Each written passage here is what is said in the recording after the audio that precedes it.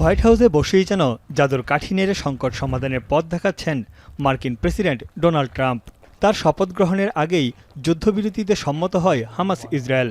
এরপর তার সামনে আরেকটি বড় সংকট ছিল প্রায় ৩ বছর ধরে চলা রাশিয়া ইউক্রেন যুদ্ধ। অবশেষে এখানেও সাফল্যের মুখ দেখতে চলেছেন ট্রাম্প। রুশ প্রেসিডেন্ট ভ্লাদিমির পুতিন ও ইউক্রেন প্রেসিডেন্ট ভলোদিমির জেলেনস্কির সঙ্গে ফোনে দীর্ঘ আলাপ করেন ট্রাম্প। যুদ্ধ বন্ধ করে দুই নেতাই শান্তির পথে আসার আশ্বাস দিয়েছেন বলে জানান মার্কিন president. We had a great call and it lasted for a long time, over an hour this morning.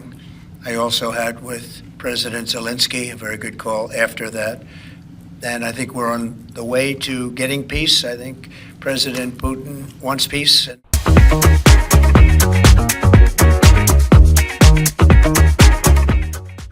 ট্রাম্পের সঙ্গে পুতিনের ফোন আলাপের বিষয়টি নিশ্চিত করেছে ক্রেমলিন।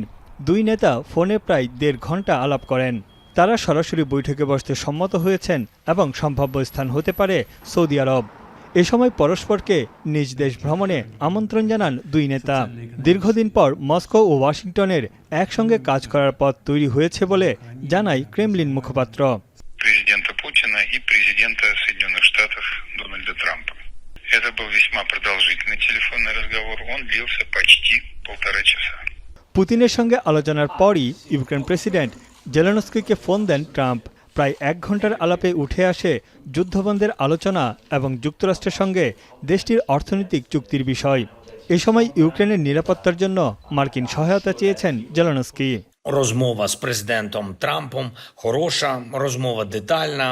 Я вдячний президенту за щирий інтерес до наших спільних можливостей, до того, як ми можемо разом наблизити. পরে হোয়াইট হাউসে সাংবাদিকদের প্রশ্নের জবাবে ট্রাম্প জানান, ইউক্রেনের নেটোতে যোগ দেওয়া বাস্তবসম্মত হবে না। এছাড়া ২০১৪ সাল থেকে ইউক্রেনের হারানো সব ভূখণ্ড ফিরে পাওয়াটাও অসম্ভব। ট্রাম্পের এমন উদ্যোগকে বড় কূটনৈতিক পদক্ষেপ হিসেবে দেখছেন বিশেষজ্ঞরা।